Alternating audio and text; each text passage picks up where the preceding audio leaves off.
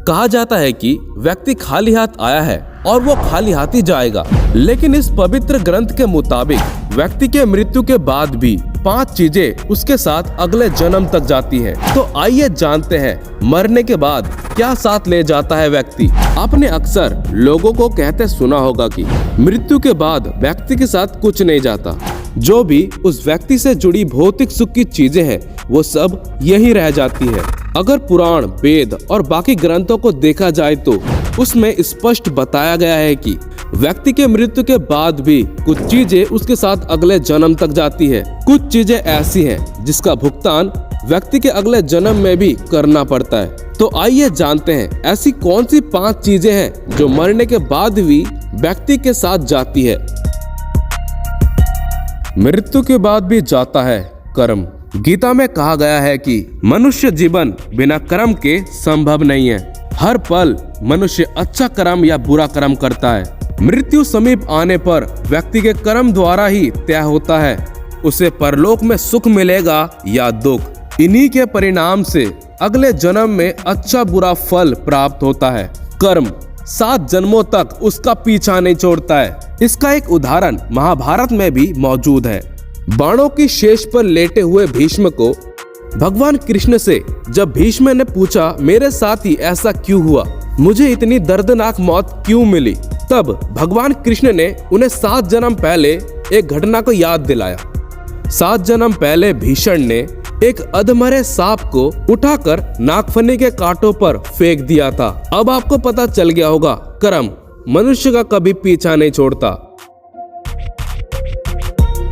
मृत्यु के बाद भी साथ जाता है ज्ञान।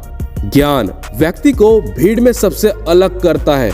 ज्ञान के बल पर आप अपनी एक अलग पहचान और लोगों पर छाप छोड़ने में कामयाब रहते हैं। इसलिए अपने मृत्यु से पहले आप जितना ज्ञान ले लोगे वो आपके बहुत काम आएगी।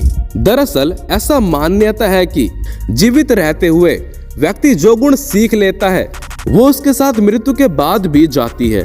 इसीलिए अपना समय खुद को अच्छा ज्ञान और गुण सीख में व्यस्त करे। गीता में भी इसका जिक्र किया गया है। ज्ञान और दान कभी नष्ट नहीं होता। मृत्यु के बाद भी जाता है वासना और मोह। ग्रंथों के अनुसार अगर किसी चीज को पाने की चाहत रखते हैं और वो चीज व्यक्ति को ना मिले तो मृत्यु के बाद भी उस चीज का वासना पीछा नहीं छोड़ती। सांसारिक सुखों की चाहत रखना वासना ही है।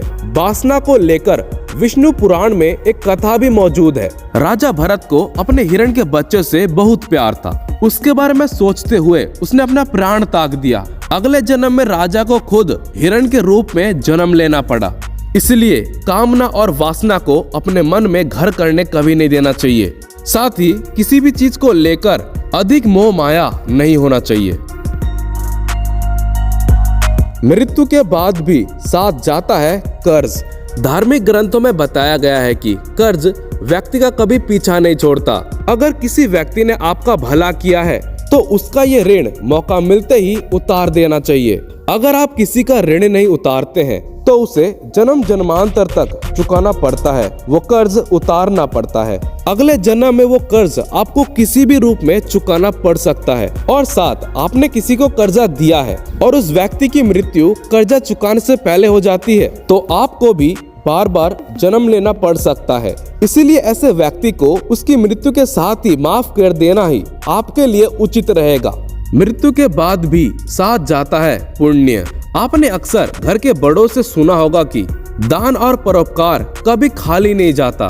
इसका जिक्र शास्त्रों में भी किया गया है। जीवन में अगर कोई अपरिचित व्यक्ति आपकी मदद करता है, इसका अर्थ है कि वो पिछले जन्म में आपके द्वारा किए गए दान और पुण्य को चुका रहा है। इसीलिए दान पुण्य करते रहना चाहिए। ये व्यक्ति की मृत्यु के बाद भी इसके साथ जाता है। आशा करता हूँ ये वीडियो आपको बहुत पसंद आया होगा। ऐसी वीडियो देखने के लिए आपको क्या करना है आपको पता है। और मैं मिलता हूँ आपसे नेक्स्ट वीडियो में।